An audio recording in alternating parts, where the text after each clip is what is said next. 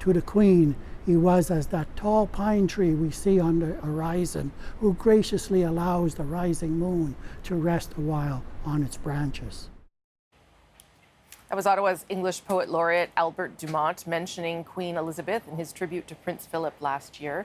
Now he's being tasked with honoring the Queen at tomorrow's commemorative ceremony in Ottawa in front of hundreds of guests, including former Prime Ministers Mulroney and Clark. Earlier this morning, I spoke to him about what we can expect from his tribute. Albert Dumont, nice of you to join us this morning. Thank you so much. I'm so happy to be here. I'm glad you're here too. I know you've written a lot about how you comfort people who have lost a loved one. And you've said that you want to use your poetry as a form of healing for people. How did you find the right words to comfort people who may be mourning the loss of the Queen? What was that like for you? Well, I did lose a bit of sleep as I meditated and pondered the relationship between the Algonquin Anishinaabe and the monarchy, because it wasn't the monarchy, the past monarchies,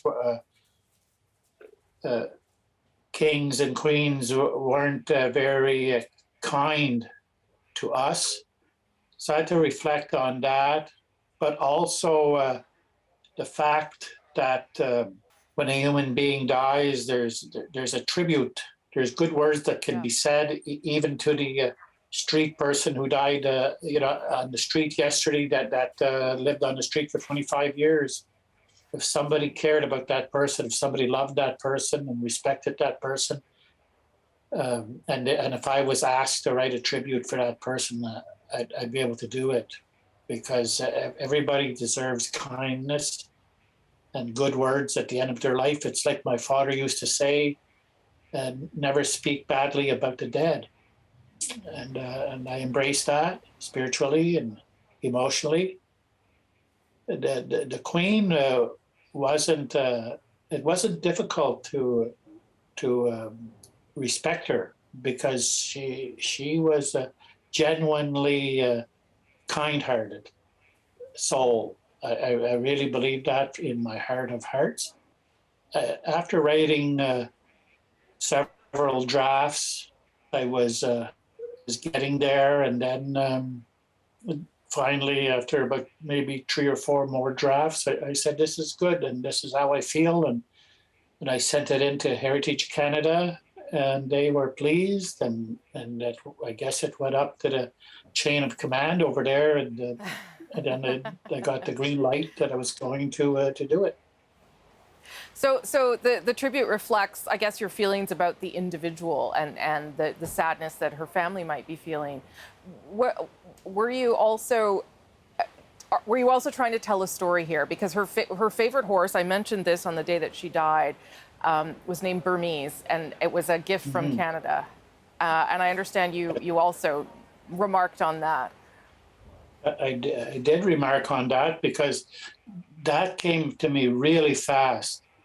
That the Queen, when her spirit rose from the deathbed, that Burmese was there waiting for her to take her to with the Duke to that special place in Scotland, and where they were going to reflect on her 70 years of her reign. That's a nice image to put in people's minds. How will your tribute, or will your tribute, reflect the complicated relationship that you talked about off the top there? Does it pay mention of that, or are you using this moment really to focus on the person as opposed to the British monarchy and what it may represent for many people and many Indigenous people?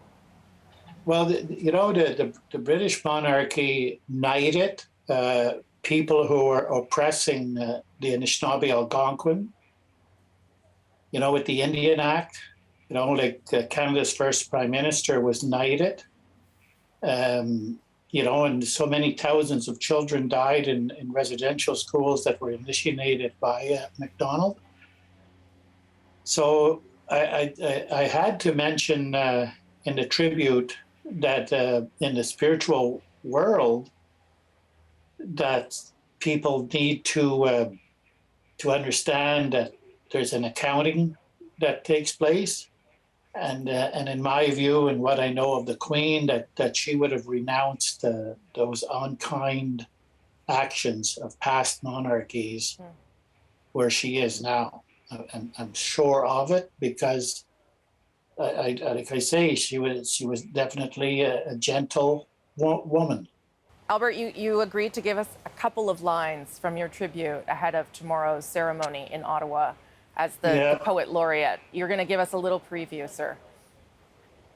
The Queen, her gentleness, her ability to emotionally connect with the common people, her desire to make this world cleaner and safer, are truths she carries with her now into the great land of souls. The tribute is very poetic, and has a lot of areas in it that will make people think about their spiritual wellness.